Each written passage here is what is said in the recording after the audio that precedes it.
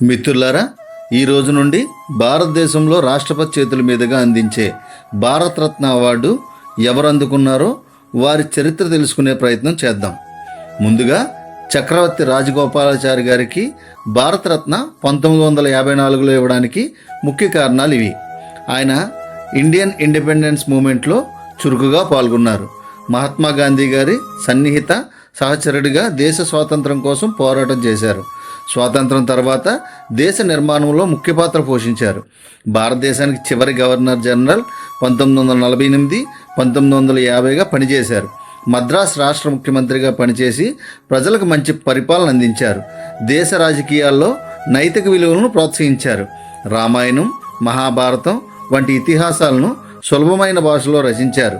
సమాజానికి జ్ఞానం, నైతిక విలువలు తెలియజేశారు.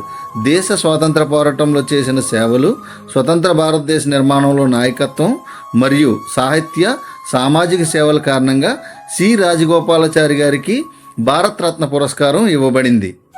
Thank you.